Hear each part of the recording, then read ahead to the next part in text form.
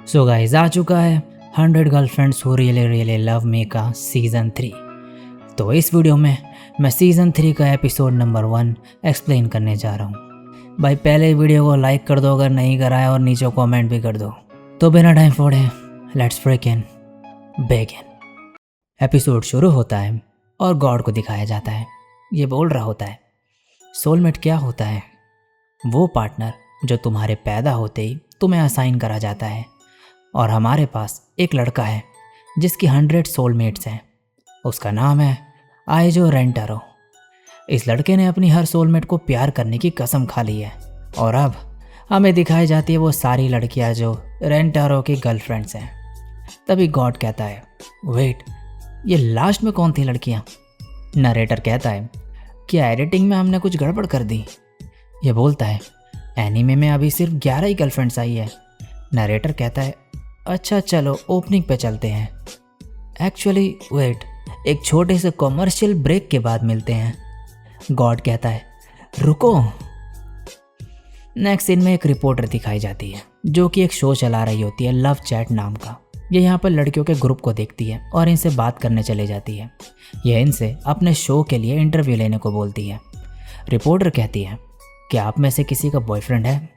सब हाँ बोलते हैं। ये सुनते ही रिपोर्टर जोश में आ जाती है और क्वेश्चन पूछने लगती है। शुरुआत करती है हाहारी से। ये पूछती है हाल ही में ऐसा क्या हुआ है जिससे तुम्हें लगता है कि तुम्हारा बॉयफ्रेंड तुमसे बहुत ज़्यादा प्यार करता है?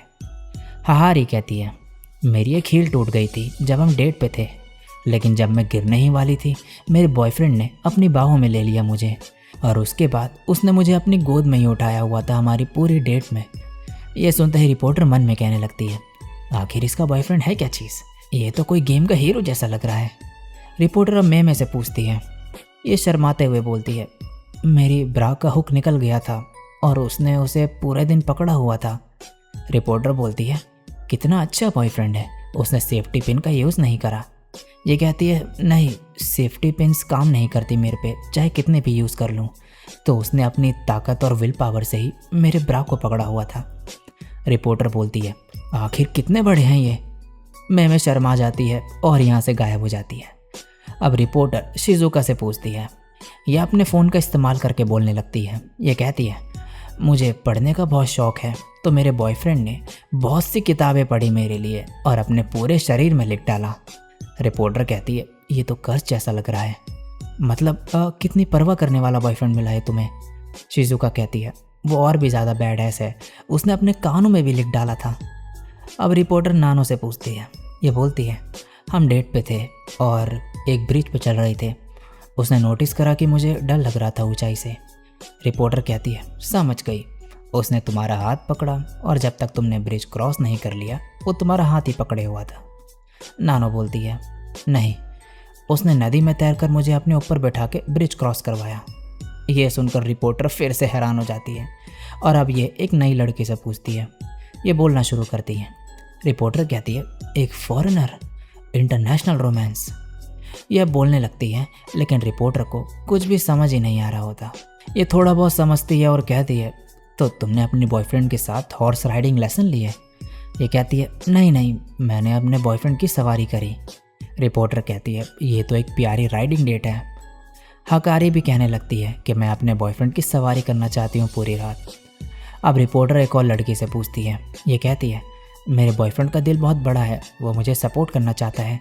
उसने मुझे पकड़ लिया था जब मैं गिरने वाली थी और अपनी हड्डियाँ भी तोड़वा ली। अब यह रिपोर्टर हकारी से पूछती है। ये बोलती है मैंने एक जाल बिछाया था रूम में उसके साथ इंजॉय करने के लिए, लेकिन मैं फेल हो गई क्योंकि उसने अपनी पूरी ताकत से खुद को रोक लिया था। इससे लेकिन पता चला कि वो मुझसे कितना प्यार करता है। उसने अपना सर दीवार पे तब तक मारा जब तक बेहोश नहीं हो गया। अब रिपोर्टर कराने से पूछती है। ये बोलती है हाल ही में मैंने उसे मारा और थोड़ा चोट भी लगी उसे, लेकिन वो मुझ पर गुस्सा नहीं हुआ। रिपोर्टर कहती है तुम्हारा बॉयफ्रेंड तो काफ़ी काइंड लग रहा है। कराने कहती है मैंने थोड़ी चोट बोली, लेकिन उससे मेरा मतलब था कि उसे कुछ फ्रैक्चर्स आए हैं अपनी पूरी बॉडी पे। रिपोर्टर बोलती है लगता है वो एक काइंड हार्टेड मॉन्स्टर है। अब मिमी से पूछती है ये रिपोर्टर। ये बोलती है एक बार एक चाय का कप मेरे हाथ से फिसल गया मेरे अल्ट्रा स्मूथ हाथों की वजह से। रिपोर्टर बोलती है, और तुम्हारे बॉयफ्रेंड ने तुम्हारे ऊपर गिरने से बचा लिया चाय और खुद जल गया। मिमी बोलती है, उसने वो सारी चाय पी ली गिरने से पहले। रिपोर्टर कहती है, ये तो एक वैक्यूम क्लीनर लग रहा है। साइड से ये दो नई लड़कियां कहती है, हमारे रेंटारो सेनपाई कमाल के हैं। अब रिपोर्टर एक और नई लड़की से पूछती है। ये कहती है, मैं मसाज थेरेपिस्ट बनना चाहती हूँ, इसीलिए मुझे किसी पर अपने फोरआर्म से मसाज देने की प्रैक्टिस करनी थी। रिपोर्टर कहती है, और उसने ट्रेनिंग करी और तुम्हारे लिए आयरन आर्म्ड रोबोट बॉयफ्रेंड बन गया। ये बोलती है, रोबो वाला पार्ट गलत नहीं, लेकिन वो स्ट्रॉ हैट्स के जैसा बन गया। रिपोर्टर कहती है, ये तो प्री टाइम इसकी फ्रैंकी जैसा लग रहा है। और फिर ये मन में कहती है, ऐसा कैसे हो सकता है कि आजकल सभी बॉयफ्रेंड मॉन्स्टर्स बन चुके हैं? नहीं, ऐसा नहीं हो सकता। अब ये एक और नई लड़की से पूछती है। ये बोलती है, मेरे बॉयफ्रेंड ने मेरे लिए माउंटेन और रिवर क्रॉस करी और एक बर्ड का पीछा करा जो मेरा चश्मा ले गई थी। अब ये एक और लड़की से पूछती है। ये कहती है, वो मेरे लिए जंगली सूअरों के इलाके में गया था एक लेजेंडरी मशरूम लाने के लिए। अब ये ईकू से पूछती है। ये बताती है, मैं बहुत ज़्यादा ट्रेनिंग करती हूँ, इसीलिए उसने अपनी खुद की बॉडी इस्तेमाल करी ये मेजर करने के लिए कि ह्यूमन बॉडी कितना झेल सकती है। रिपोर्टर बोलती है, ये तो गिनी पिग जैसा है। अब ये कसूरी से पूछती है और ये बताती है कि उसने मेरा न्यू ड्रग टेस्ट करा। रिपोर्टर की हालत ख़राब हो चुकी होती है ये सब सुन के। फाइनली मैं की बारी होती है। ये बताती है कि जब हम डेट पे गए थे उसने मेरे लिए सरप्राइज़ प्रिपेयर करा था जिससे मैं अपनी बंद आंखें खोल सकूं। यह सुनते ही रिपोर्टर मन में कहती है, इसका बॉयफ्रेंड बाकियों की तरह नहीं है। अब मैं कहती है, जब हम टॉप पे पहुंचे थे तब उसने कहा, मैं फ्रीज़र कॉस्ट्यूम में था पूरे दिन। रिपोर्टर बोलती है, ये तो सरप्राइज से ज़्यादा एक प्रैंक लग रहा है। यह परेशान हो चुकी होती है और कहती है, मैंने इतनी लड़कियों से बात करी लेकिन एक भी ढंग की स्टोरी नहीं मिल पाई। तभी यह सामने से रेंटारो को आते हुए देखती है और इसके पास जाके अपने शो के बारे में बताती है। रेंटारो कहता है, मैं तो ये शो तब से देख रहा हूँ जब 0 साल का था। रिपोर्टर कहती है, अच्छा मजाक कर लेते हो। फिर ये इससे पूछती है, क्या तुम्हारी कोई गर्लफ्रेंड है? रेंटारो बोलता है, हाँ। रिपोर्टर इससे देख के मन में बोलती है, मुझे नहीं लगता ये किसी मॉन्स्टर को डेट कर रहा होगा। और कहती है, चलो मुझे एक रोमांटिक स्टोरी बताओ मेरे एपिसोड के लिए। बताओ तुम्हारी गर्लफ्रेंड को क्या चीज़ अमेजिंग बनाती है।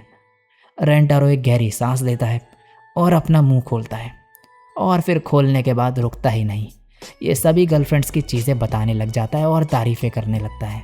रिपोर्टर कहती है, ये तो मॉन्स्टर लग रही है। रेंटारो गुस्से में आ जाता है ये सुनकर और बोलता है, तुम्हारी हिम्मत कैसे हुई मेरी क्यूट गर्लफ्रेंड्स को मॉन्स्टर कहने की? बंद करो ये कैमरा। अब वापस सीन शिफ्ट होता है गॉड पे। ये बोलता है, यहाँ तो कुछ लड़कियां हैं जिन्हें हम जानते तक नहीं। ये तो सीज़न 3 का कोई एपिसोड है ना? नरेटर बोलता है, डायरेक्टर बस मज़े ले रहा है। गॉड कहता है, साटो हिकारू, छोड़ूंगा नहीं तुझे। नरेटर कहता है, चलो ओपनिंग चलाते हैं। गॉड कहता है, जो करना है करो। नेक्स्ट सीन में रेंटारो अपने अंकल हीरो से मिलने आया होता है काफ़ी टाइम के बाद। इसके अंकल ने उनकी बेटी का ध्यान रखने को कहा होता है रेंटारो को, क्योंकि वो कहीं गए होते हैं। और अब ये याद करने लगता है वो दिन जब इसने अपने अंकल हीरो की जान बचाई थी ट्रक से, और हीरो इसकी तारीफ़ करता था कि ये कितना अच्छा लड़का है। अब ये कह रहा होता है कि उनकी बेटी चियो मेरी कज़न है और अभी हाल ही में मिडिल स्कूल में गई है वो। रेंटारो बेल बजाता है जैसी चियो दरवाज़ा खोलती है। फिर से इसे झटका लगता है। ये कहता है, ऐसा नहीं हो सकता। ये दोनों घबरा जाते हैं। ये बोलती है, तुमसे मिलके अच्छा लगा, मैं लिन चियो हूँ। रेंटारो भी अपना नाम बताता है। रेंटारो कहता है, क्या हम पहले मिले हैं इस एपिसोड के फर्स्ट हाफ में? चियो बोलती है, माफ़ करना, मुझे कुछ समझ नहीं आ रहा। रेंटारो कहता है, कुछ नहीं, माफ़ करना। अब ये ऐसे अंदर आने को बोलती है। रेंटारो जैसे ही अंदर एंटर होता है इसका पैर फिसलता है और ये इसके ऊपर गिरने वाला होता है, लेकिन ये खुद को बाहर फेंक देता है। ये इसके पास आती है और थोड़ा अजीब बिहेव करने लगती है। फिर बोलती है, माफ़ करना, मैं जब भी कोई चीज़ बिखरी हुई देखती हूँ उसे ठीक करने का मन करता है मेरा। चियो को गुस्सा आने लगता है रेंटारो की बाहर निकली हुई शर्ट देखकर और ये गुस्से में आने लगती है। रेंटारो काफ़ी डर जाता है। ये इसकी शर्ट अंदर डाल देती है, लेकिन फिर भी गुस्से में होती है। रेंटारो कहता है, अब क्या हुआ? ये इसकी शर्ट की रिंकल्स ठीक करती है और फिर इसे शांति मिलती है। फिर माफ़ी मांगने लगती है ये ऐसे बिहेव करने के लिए। रेंटारो बोलता है, कोई बात नहीं। अब इसके बाद ये दोनों अंदर होते हैं। चियो अपना होमवर्क कर रही होती है और रेंटारो को बताती है कि ये क्लास रिप्रेजेंटेटिव है और इसे सब अच्छे से करना होता है। रेंटारो काफ़ी इम्प्रेस होता है ये देखकर कि ये कितने रिस्पॉन्सिबल है। तभी ये अपने ऊपर जूस गिरा देता है। चियो फिर से गुस्से में आ जाती है ये देखकर, और अब रेंटारो को नहाना पड़ता है। ये सोच रहा होता है यहाँ मैं उसका ध्यान रखने आया था और वो मेरा रख रही है। चियो उसे यहाँ पर यह भी बताते हैं कि ये अकेली चाइल्ड है हीरो की, और रेंटारो को भी याद आता है कि हीरो इसका सिंगल पेरेंट है।